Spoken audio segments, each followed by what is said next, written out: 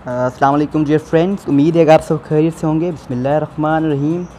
Guys, today we are going to touch a new topic named trademark and meanwhile the kinds of a trademark. Trademark क्या होता है? देखें, वो mark जो कि ट्रेड में यूज़ हो, ये वो मार्क्स होते हैं, ये वो साइंस होते हैं, ये वो इन साइन या वी कैन से होते हैं जो कि किसी प्रोडक्ट को रिप्रेजेंट करते हैं, गुड्स को रिप्रेजेंट करते हैं।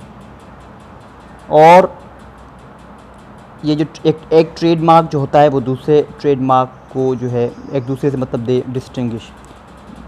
वो डिस्टिंक्ट करता है, वो डिस्टिंग्विश मतलब एक फ़र्क रखता है। तो for example I give you an example, मैं कहूँ पेप्सी, तो सडनली ए पोर्ट्रेट और a diagram of a Pepsi bottle comes in your mind. At the same time if I say dew, तो ड्यू बॉटल की जो है वो एक शक्ल आपके दिमाग में आ जाती है। तो देखें, ड्यू और पेप्सी दोनों में एक डिफरेंस है। मैंने सिर्फ तो ट्रेडमार्क का नाम दिया था ना, ड्यू और पेप्सी, तो different pictures come in your mind, came in your mind.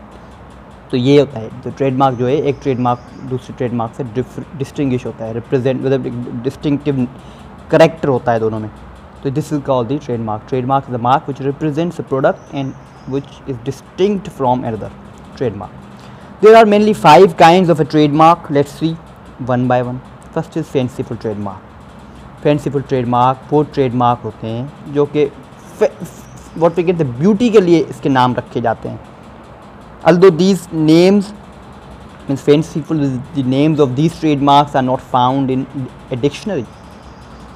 ये जो फैंसीफुल ट्रेडमार्क होते हैं, इनों के जो नाम या ट्रेडमार्क जो होते हैं, आपको वो कभी भी डिक्शनरी में ये टर्म्स नहीं मिलेंगे। For example Rolex. रोलेक्स का मतलब क्या है? What's the meaning of Rolex? There is no any meaning of Rolex. Although we know when the name of Rolex comes in our mind, we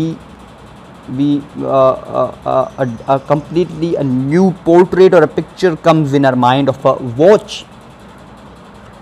Wrist watch जो होती है, घड़ी जो होती है, उसकी जो शक्ल हमारे दिमाग में आ जाती है। तो ये होता है रोलेक्स। रोलेक्स टर्म को अगर देखें तो डिक्शनरी में ये टर्म हमें नहीं मिलता। तो ये फैंसीफुल होते हैं टर्म्स, ट्रेडमार्क्स, जो कि डिक्शनरी में नहीं मिलते। प्रोप्राइटर या सिंपली कहीं ऑनर जो इन ट्रेडमार्क्स के होते हैं, वो ये फैंसीफुलनेस के लिए या ब्यूटी के लिए जो है ये नाम रख देते हैं। जेरोक्स प्रिंटिंग मशीन जो होते हैं उनों के नाम जेरोक्स होते हैं। What's the meaning of Xerox? What's the meaning of the term Xerox? There is no any such a meaning. Adidas, Pepsi, क्या मतलब इनों के? कुछ नहीं। तो these are the trademarks, these are the terms which are not found in a dictionary. Now let's move to the arbitrary trademarks. Arbitrary trademarks are those trademarks which are found in the dictionary. You can find these in the dictionary. For example, if I say apple, apple का मतलब क्या होता है? सेब, सेब होता है ना। तो ये ट्रेडमार्क्स का जो टर्म जो है वो आपको डिक्शनरी में मिलता है, मगर इनों का कोई मतलब ये जो ट्रेडमार्क होते हैं, फॉर एग्जाम्पल एप्पल, इसका कोई रिलेशनशिप प्रोडक्ट के साथ नहीं होता। डिक्शनरी में तो टर्म मिलते हैं मगर प्रोडक्ट के साथ कोई रिलेशनशिप नहीं होता। तो ये होते हैं arbitrary trademark. For example if I से एप्पल, तो एप्पल किस चीज़ को रिप्रेजेंट कर रहा है, यहाँ पे किस प्रोडक्ट को रिप्रेजेंट कर रहा है? Electronic devices, for example laptops, mobile phones. तो ये क्या है? इलेक्ट्रॉनिक डिवाइसेस हैं जिनकी ट्रेडमार्क का नाम क्या है? एप्पल। तो ये होते हैं आर्बिट्ररी ट्रेडमार्क। ये वो खुद मुख्तियार ट्रेडमार्क होते हैं जिनका प्रोडक्ट के साथ कोई रिलेशनशिप नहीं है।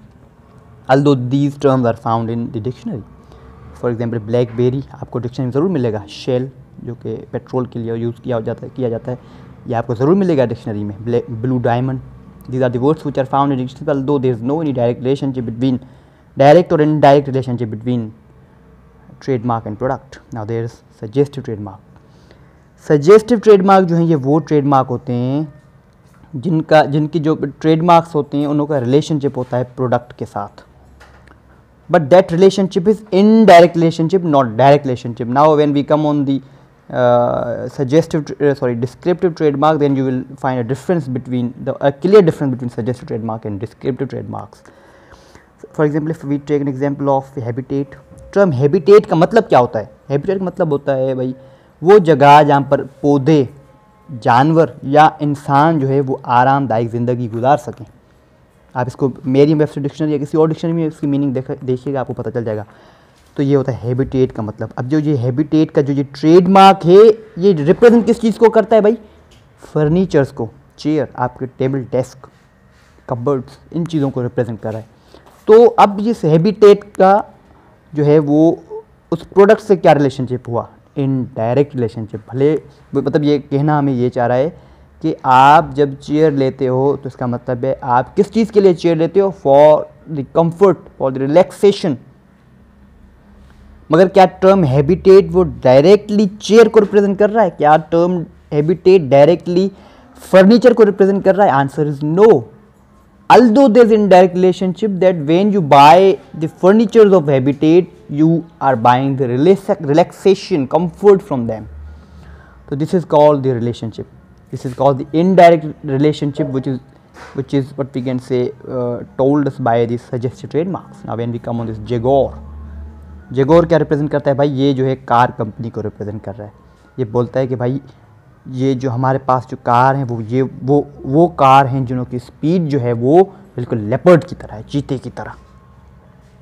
मगर क्या जगौर जो है जिसके ऊपर ये लेपर्ड का साइन बना हुआ है, क्या वह डायरेक्टली उस कार को रिप्रेजेंट करता है? क्या वो कार किसी भी कार को रिप्रेजेंट करता है? Answer is no. This is merely representing an animal. Leopard merely representing an animal, ये तो जानवर को रिप्रेजेंट कर रहा है। तो हम कह सकते हैं कि सजेस्टिव ट्रेडमार्क्स वो ट्रेडमार्क्स होते हैं जो कि इनडायरेक्ट रिलेशनशिप देते हैं, ना कि डायरेक्ट रिलेशनशिप। फैंसीफुल ब्यूटी को रिप्रेजेंट कर रहा था जो कि डिक्शनरी में नहीं था। आर्बिट्ररी, खुद मुख्तियार, जो कि डिक्शनरी में टर्म उसके बिल्कुल थे मगर रिलेशनशिप नहीं था ट्रेडमार्क और प्रोडक्ट के दरमियान। सजेस्टिव ट्रेडमार्क वो ट्रेडमार्क जिनके अब जो है रिलेशनशिप है मगर इनडायरेक्ट।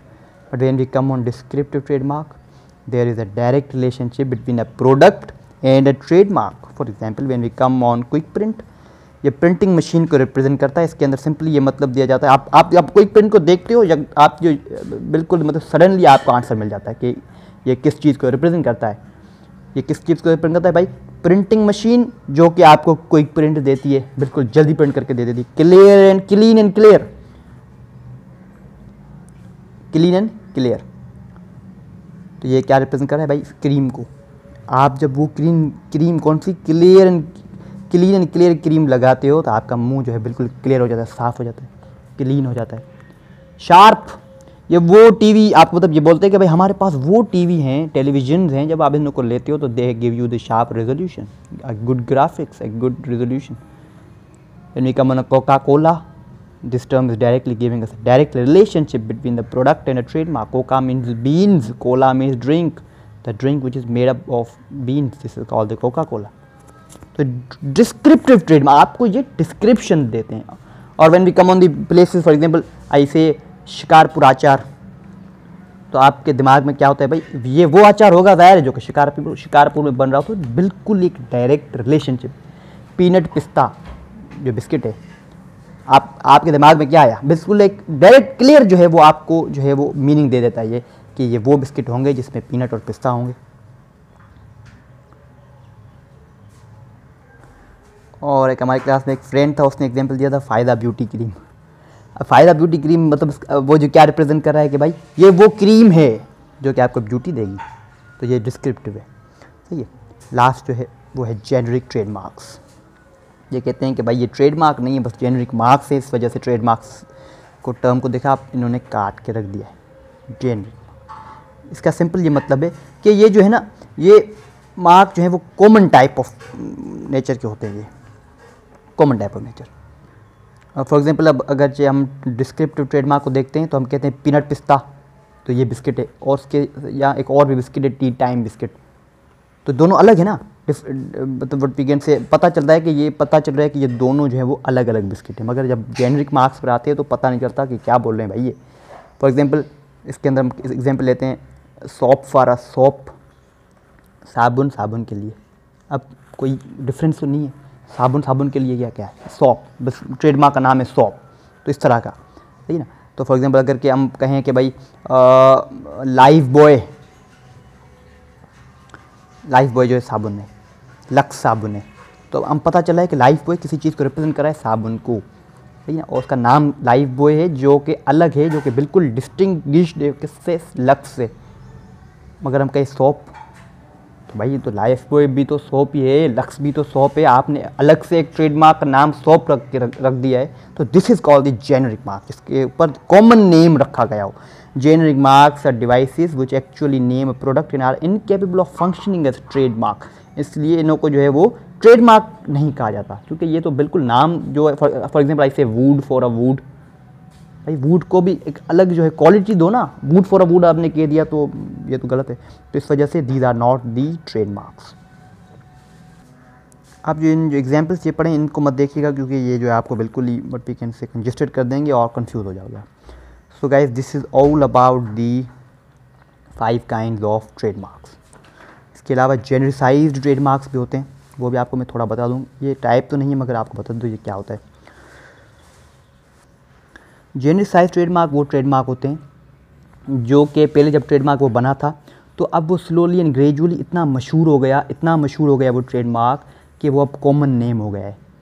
अब हर बंदा उस जो है उसको एज अ कॉमन नेम जो प्रोनाउंस करता है, उसको ट्रेडमार्क प्रोनाउंस नहीं करता है। फॉर एग्जांपल देखें आप, moving staircases escalator. Moving staircases आपने देखे होंगे कौन से होते हैं।